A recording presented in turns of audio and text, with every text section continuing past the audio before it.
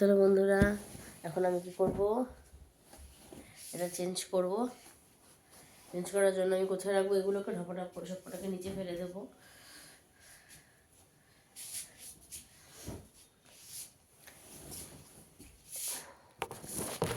চলো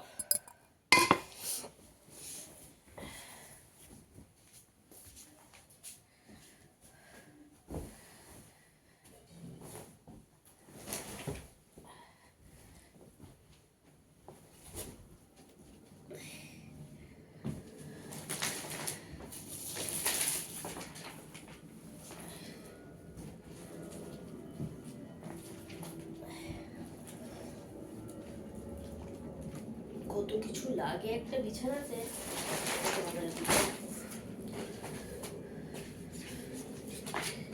এটা এখনো কার কার বাড়িতে লাগে অবশ্যই জানি। যে বাচ্চার প্লাস্টিক অবশ্যই জানাবে, ভুলবে না জানাবে কিন্তু। আর কার বাড়িতে জিনিসটা এখনো লাগে।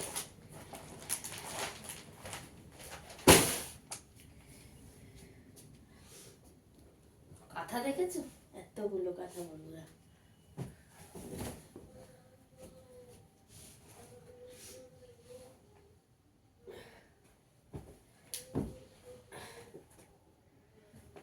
থাকবি বলবি না বন্ধুরা, তোমরা আমার দেখতে পাচ্ছ?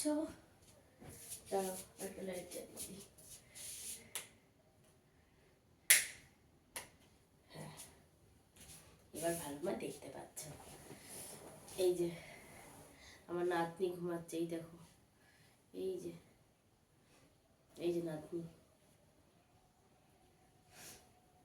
এই যদি দেখি যে আমি নিজে ফেলে দিয়েছি, কপালে আমার কি দুঃখ আছে। ওরে বাবা রে। ফোন, এই যে অফিসের ফোন আসে, সারাদিন মিটিং এ থাকে, এই যে ফোন।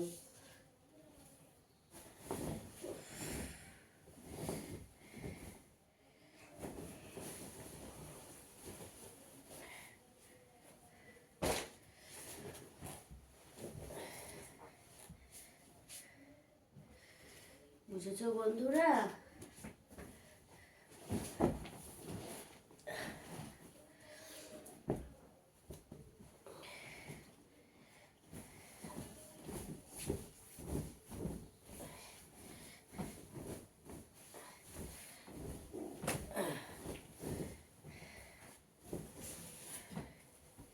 এই একটা চাদর, যা আমি আজ অব্দি বুঝলাম না কোথায়, কোন দিকে কি, কোন দিকে কি, আর কি করে বুঝবো, বুঝতেই পারি না আমি।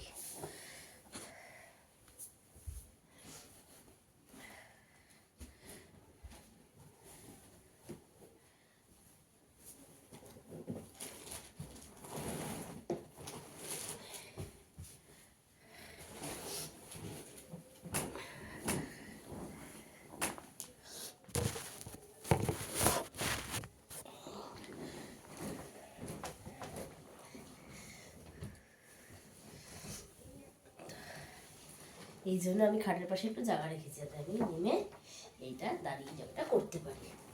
তো বন্ধুরা, আমরা উঠে গেলাম।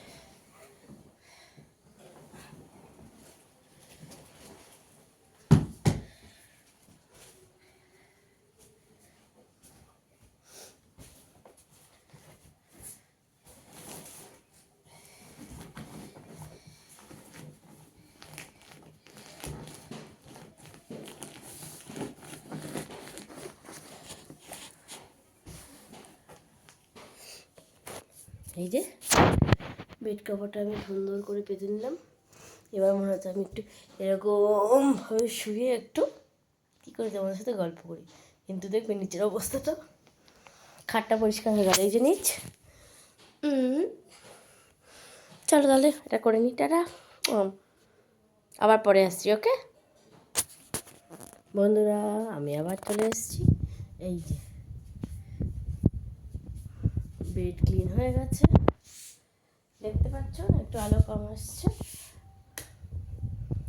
এই যে বন্ধুরা, এবার আশা করে দেখতে পাচ্ছ আমার 6x7 বক্স খাট এই যে পুরো রেডি। চলো এবার আমি যাব হচ্ছে আমার কিচেনে। কি করব, বর্তন ঘষতে হবে, বর্তন ঘষা। চলো যাই।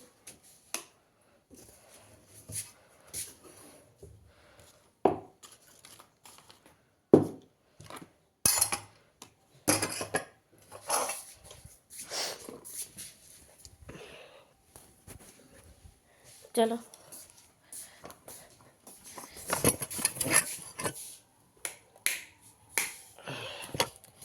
সাত সকালে আমি এখন আর জানলাগুলো খুলবো না, আপাতত শুধু কিচেনের জানলাটাই খুললাম। ঘরটা পুরো বরফ হয়ে থাকবে,